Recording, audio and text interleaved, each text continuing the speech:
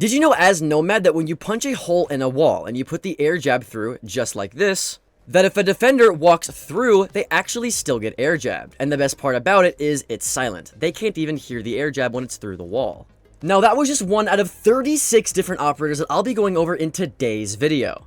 The second of which being this tip for Osa. Now, have you ever wondered why whenever you try to go for a plant as Osa, instead of actually going for the plant, sometimes you'll accidentally pick your shield up and, you can't really get around it? Well, I have a way that you can get around it. Instead of looking at your shield to put the plant down, all you have to do is look up. Some people have turned around to do it, but I don't recommend that because you can't actually see if anyone's pushing you. And because of how bugged sound is in this season for some reason, just look up, and then you're able to get the plant down, and you won't have the prompt to pick up your shield, and you can counter this one weakness on Osa very, very easily. Another tip that's super easy is using grenades on Sledge. Now, they made it to where you can't cook grenades anymore. But if you bounce it off of the floor, the fuse time is actually decreased, which is great as Sledge because all you have to do is shoot open a portion of the floor like this, put the grenade in the floor just like this, and then Sledge on top of it to make the grenade fall. And if you do it correctly, you won't kill yourself like I just did there. Something a bit harder to do though is animation canceling with Dokkaebi. Now as Dokkaebi, when you're on your tablet trying to call people, you can cancel the animation a bit early. You'll still get the same exact calling effect, but you'll put the tablet down much faster after the white bar fills up. And I'm pressing my ability button right now, and it doesn't bring the tablet up, which means the call did go through successfully, and I did put my tablet down faster than usual, as y'all saw right there, so it does actually still work. My next tip is for IQ. Now, as IQ, if you're trying to play below, sometimes you don't really know where the metal beams are and where the actual wooden floor is. But if you're ever on a map with wooden floors like this, the metal beams always run opposite of the wooden floors, which just makes common sense if you've ever worked in construction, but for most people that haven't, now you know that this is how it works. As you can see when I get my AR out and I shoot open the floor right here, the metal beams are running vertically while the wooden beams are running horizontally. So you can always use this as IQ if you're trying to play below for easier kills and easier utility gathering. My next tip is for Hibana. Now I see a lot of people using 6 pellets on the bottom and 4 pellets on the top to make a rotate with Hibana, but you don't need to do that. Instead, all you need is 4 on the bottom and 4 at the top. When you do this and you activate your ability and it explodes, you're able to easily just crouch on through it. And even if you want to go prone to save some extra pellets, all you have to do is put 4 down and then you can prone through that. So stop wasting so many pellets and just do this method instead. The next attacker is Brava. Now my tip with Brava is you need to know what to hack and what not to hack.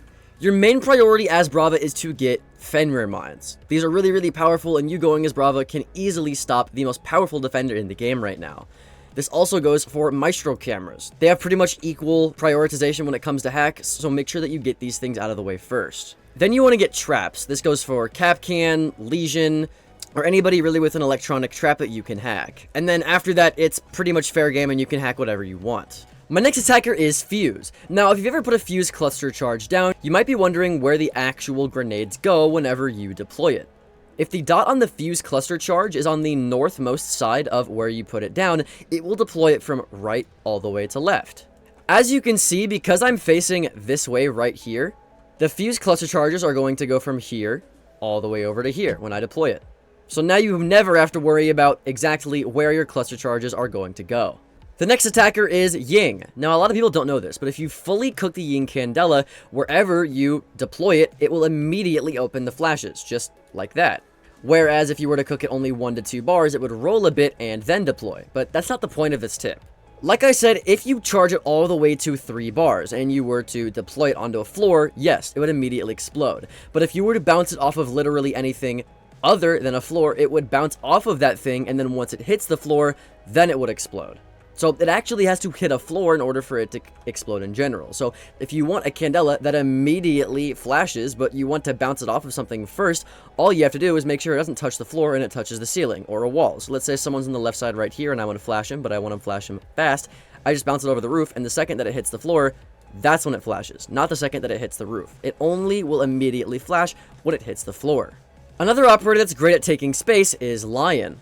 With the new operator release of Deimos being in the game, I have a tip with Lion for you. When Deimos is tracking somebody, they're particularly just going to move, usually, most of the time, which means as Lion, if you were to scan, if they move, the entire team gets pings on them. So it's not just Deimos with the information anymore. But if they stand still, then Deimos can easily pre-fire them because they're standing still and he has a ping on them. So if you just lion scan when Deimos uses his ability, they're kind of dead regardless of what they do. So you secure a free kill just because you lion scanned. Another great information operator right now is Grim. Now, because of how many B canisters Grim has, a great way to use Grim instead of actually scanning people is just to burn utility. Let's say I know that there's a person behind the server desk right here, but there's 2 ADSs on the door. Instead of calling for somebody else to burn utility or waiting for a teammate, I can just burn the ADSs here and then still have a bunch of other canisters to ping the player and still get the kill. And even if I'm not going for kills, and I know my team just needs to get utility past ADSs that are on maybe this double door, whether it be smokes or whatever it may be, it's better for me to be the person to burn the utility because I will still have canisters left over to do my job, and then they'll also have their utility to do their job. My next operator is Thatcher. Now, instead of getting walls open with Thatcher, another great way that you can use him if maybe you can't get a wall open or all the other walls are open, if you have extra EMPs left, is to just throw them at players. Let's say I know someone's top red, I can throw an EMP like over there, and if the EMP actually ends up EMPing the player, the crosshairs on their scope will turn off, which means they don't get crosshairs, which gives you a lot easier of a gunfight, which is great if you don't really have your EMPs to use on anything else. Someone else you use to get walls open is Ace. Now, as Ace, if you know that they're actively tricking the walls that you're trying to get open, you can bring breaching charges to confuse the tricker. If you place a breaching charge on a wall that isn't electrified by the tricker quite yet, a lot of people don't have the brain power to know that that's not a thermite and that it's a breaching charge. So you can put this on the wall to make them think that you're thermiting the wall open. So, you know, they get on this wall, and then you put an Ace on this wall. That way, they don't know which wall to do, and because you did that first, they're more likely to get this wall first. So you'll get that wall open, and then you'll also Ace this wall open, allowing you to get a lot more wall open a lot easier than if you were to just throw both Aces on the wall. And now you have 2 Aces left over to get another wall open and maybe get this mirror open right here. With the new update, LMGs got changes.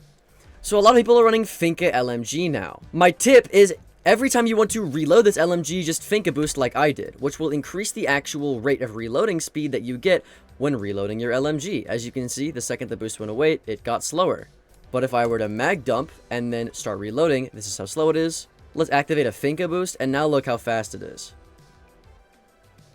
Way faster. My next operator is Zofia.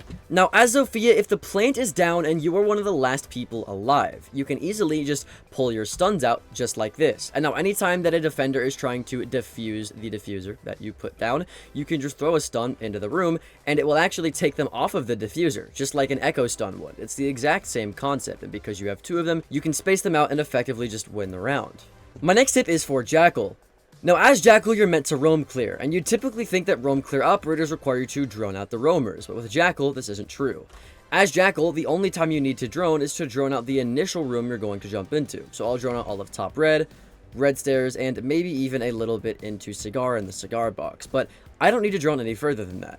And that's because when you activate your footprint scanner, you'll know if any of the other rooms are clear based off of if there's feet here. So if I want to clear the right side of piano, all I would need to do is look at this floorboard. If there's no footprints leading to the right side of piano, I know all of this is completely clear of roamers. Then I can push up to Whitehall, just like this. And if I don't see any footprints leading from top white stairs to the left, and I didn't see any footprints over there either, then I know all of top floor is completely clear. And you did that with like 15 seconds just because you played Jackal. So instead of droning with Jackal, use the lack of footprints for information just like you would use actual footprints for information too. My next tip is for Capitao. Now, as Capitao, if you want to get an exact firebolt on somebody, just know that wherever you shoot your firebolt, the fire will fall down. So you don't need to exactly firebolt where you want the fire. You can just shoot above the person and the fire will naturally fall, still setting them on fire in the process, but allowing you to make swinging much quicker because you don't have to worry about being as exact if you just shoot the area above them and not necessarily on top of them, kind of like this. Someone who's gotten way more popular recently is Monty. Now, as Monty, whenever you're peeking doorways like this, full shielded, most people won't assume that you're going to shoot them, which is why my tip as Monty is if you peek somebody and reveal to them, hey, I'm playing Monty, immediately back up on ADS and start shooting them. And the farther away you are from them, the better, because it's less likely that they'll hear this sound. If you have a duo, you can just say, hey, make noise really quick so that you're able to unshield, because the last thing they're expecting is you to be ADS'd as Monty. So naturally, they're going to hesitate before shooting you. Also, because there's a shield in front of your body, unless they hit a headshot, they won't kill you, but you'll still pretty easily kill them if you have good aim. So this works a lot in my ranked games. Something else that works in my ranked games is Ash rushing. Now, because Ash counters Mira, you want to be saving your breaching charges more and more. But if you still want to be able to Ash rush through barricades, just know that it takes 20 bullets to break a barricade. So all you have to do as Ash is shoot it 19 times. Now that I've shot it 19 times, if I want to rush, all I have to do is shoot it 20 times. And now I'm in the barricade just as fast as an Ash rush, if not faster, and it makes way less noise too. Another soft breacher I want to talk about is Buck. Now, if you ever make vert with Buck, you know that sometimes whenever you actually go to soft breach a floor, it won't even break the second layer of barricade, making you have to shoot it twice, which can be really inefficient, waste a lot of time, and waste a lot of ammo. If you want to negate this, literally all you have to do is ADS as you're doing it. This makes it to where whenever you shoot the vert open, 9 times out of 10, it's gonna get it open first try. As opposed to doing it like this, where sometimes it only gets open part of the soft floor instead. For my 21st operator, let's go over Kali. Now, a buff that went over a lot of people's heads is that the actual rate of fire of Kali got buffed. It got buffed so that as a Kali player, if you were to shoot the Clash's shield, you would have enough time to shoot her in the leg before Clash's shield gets back to her leg, kind of like this. Now I'm able to fully just kill the Clash. Next up is Twitch. The one vulnerability of Twitch is droning in somewhere and there's a mute jammer, a Mozzie Pest, or a player that you didn't know was there that just shoots your Twitch drone. To negate this, all you have to do is first send in a normal drone. This will bait out any utility that might be there, allowing you to not hit it with your Twitch drone, or it'll make it to where if a player shoots your drone, at least you're shooting a normal one. But if no one's here, then you know you can safely send in your Twitch drone instead, to then actually get useful utility that's pretty much anywhere. And all you had to do was drone it in first, kind of like it's a player. Another droning operator is Flores. Now, as Flores, if you're out of regular drones, but you still have Flores drones left over, which is possible because he has 4 of these, but you still want to get information on, let's say, if anybody's sitting in, this corner, or behind the hookah bar, or in vase, all you have to do is get on your Flores drone, like this, set it down, and then drive it forward and get off the drone. Your drone will continue to drive, and if anybody sees that, they're willing to shoot it, which means if they shoot it, you'll know where they shot it from, giving you information with a drone that's typically not used for information in the first place. And it also gives you a sound cue when it explodes that you can use as cover to go in and kill the person that shot your Flores drone, or at least attempted to before it exploded. My next operator is Blitz. Now, the thing about Blitz is people can just shoot you in the feet or in the shoulders, because the shield isn't as big as somebody like Monty. If you want to negate this, let's say that there's a player on Cool Vibes facing me and actively trying to shoot me as Blitz. If someone is facing you and shooting you, just crouch and don't move. This will not expose your shoulders and feet as much as it would if you were moving. The second that they run away, though, immediately start sprinting at them. This will give you the ability to not get shot, but still gain the amount of space that they're giving you for free. If they're running away from you in a long hallway like this, where they really don't have anywhere to run or turn into corners, instead of running at them, ADS as they're turning their backs towards you and shoot them instead. It's a great rule of thumb to get a lot of value out of Blitz. Next up is Glaz, and as Glaz typically you'll bring smokes. I didn't for whatever reason here, but you get the idea. Bring smokes. Instead of smoking a smoke grenade close to you, you want to smoke it as close to the defenders as you possibly can. This is because if you put the smoke close to you, they know exactly where you'll be sitting. So then they're just going to pre-fire the doorway that you're on, and you'll probably just get killed this way. However, if this window right here is open, and so is the door, and you were to put a smoke grenade right here, the person inside of Archives doesn't know if you're on the window. They don't know if you're on the door. So you're much less likely to get pre-fired, especially if you're running a suppressor to hide your bullet tracers, so you'll get a lot more value this way. Someone else who sits outside a lot is Blackbeard, but that's just my tip for Blackbeard. Stop sitting outside. Instead, rappel onto the balcony and get inside. A lot of the times when I'm on rappel, I'll still get headshot anyways, and people expect you to be on rappel as Blackbeard, but if you're sitting and holding super tight angles like this with his really, really good DMR, and you're crouched, you're much less likely to get headshot because you're holding such a tight angle, and also you're still able to get a lot of value when playing Blackbeard like this, so just get inside the building and stop rappelling on windows as Blackbeard. My next attacker is Ram. Now as ram, instead of just ramming straight through the hallway just like this to get vert on the hallway, put it slightly closer to the wall just like that, because not only will you get vert on the bottom floor, but you'll also create holes like this, sort of feet holes or rotate holes that allow you to get even weirder angles through the holes that you just made through rotate holes that are typically right here. It just makes it to where you get more holes you can play vert off of, which is always good. So anytime that you get the chance to make feet holes with one of these ram drones, I definitely recommend at least trying it out. Next up is sends. Now with the year 9 update, if you go into the general settings, you can look at a setting called visible throw trajectory. Turning this on makes it to where the biggest weakness of sends, which is that you didn't know where their gadget would land, is not an issue anymore. Now with the visible throw trajectory, I know exactly where it's going to go. Now I know it's going to bounce off the table if we throw it here, so now I know, hey, let me like raise it up a bit so it rides along this table, and I can easily plant the bomb right here without worrying about any angles from the majority of where the defenders are sitting.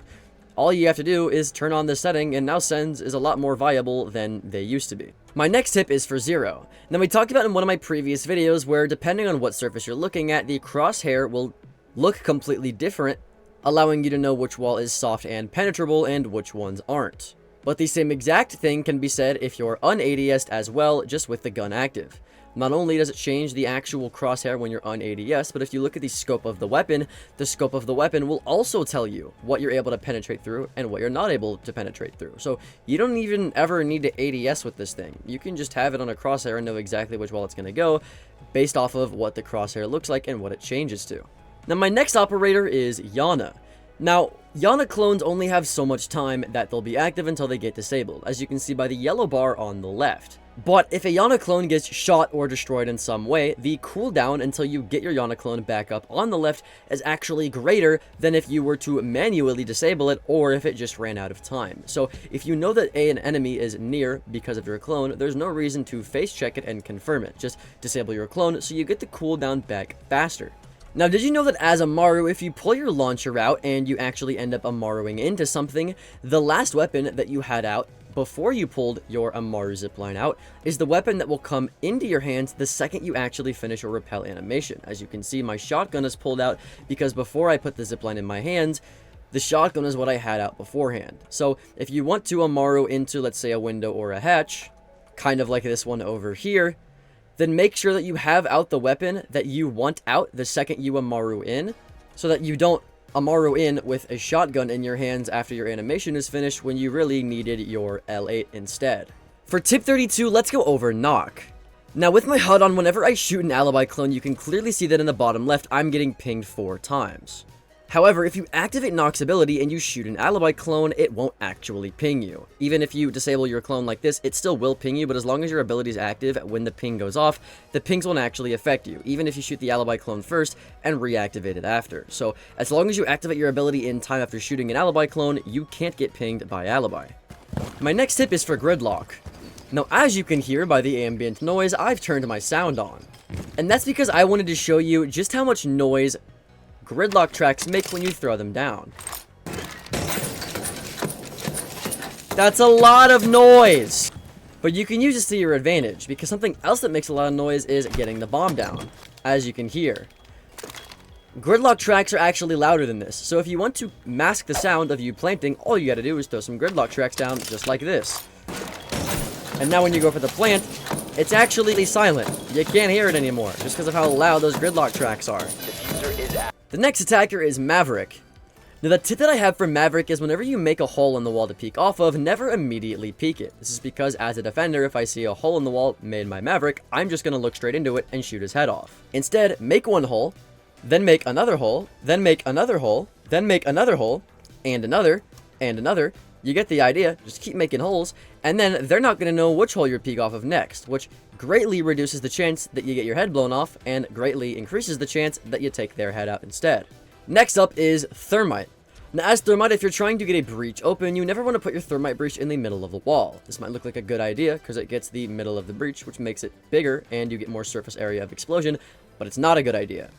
Because if they're bandit tricking a wall, you want to decrease the odds of them bandit tricking the wall that you're putting a Thermite on. And if you put it in the middle, just like this, it doesn't matter which wall bandit puts his battery on, because either way, if you explode your Thermite and he puts his bandit down, he's going to kill your Thermite.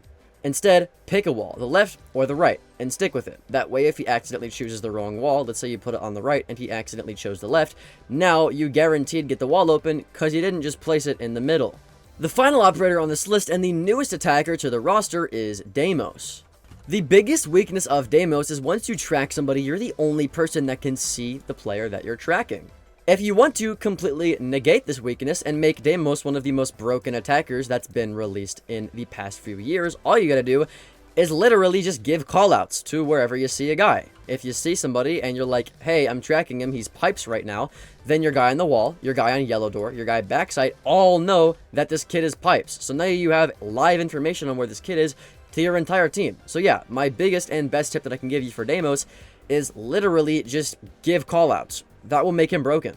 But with that out of the way, check out this next video. My name's Alka, and I hope I'll see you there. Later.